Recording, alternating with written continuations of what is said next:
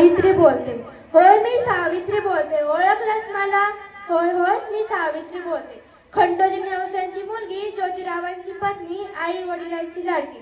मी 9 वर्षाची झाली, फुले घरात आली आणि माझ्या शिक्षणाचा श्री गणेश झाले. माझे तरी त्यांना मी शेजी म्हणायचे.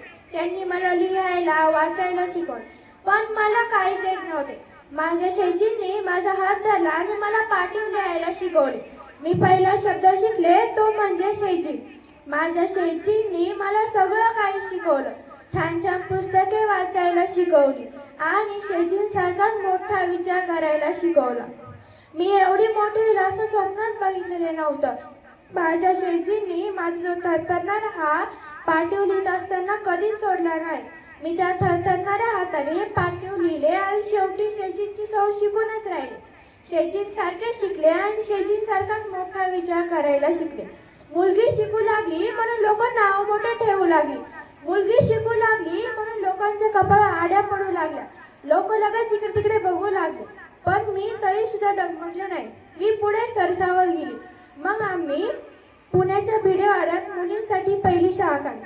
मुलींसाठी जिने पहिली शाळा काढली, शिक्षक एक कामगार होते, पण गावातल्या लोकांनी शिक्षकांना काम करून दिले नाही. मी तरी सुद्धा डगमगले नाही. मी शेजींना म्हणाले, अहो शेजी, कसल्या एवढा विचार करताय तुम्ही? मी शिकेल की मुलींना?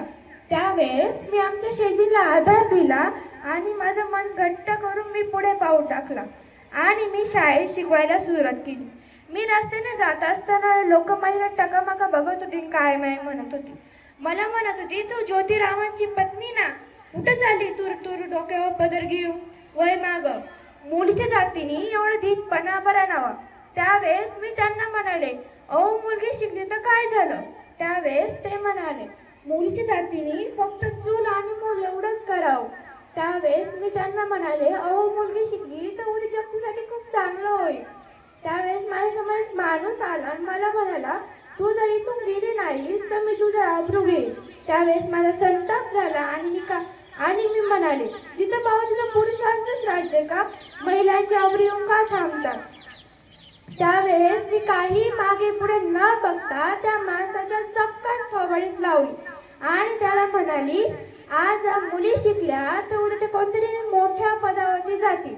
नंतर अंधार दूर झाला, इतका उजेड आला आणि आम्ही 14 वर्षात 180 शाळा काढल्या आणि त्या जगवल्या सुद्धा. म्हणून मुलीला शिकू द्या, ज्ञान द्या, कारण उद्याची मुलगी सुद्धा एक सावित्री होणार. म्हणून मुलीला शिकू द्या. धन्यवाद.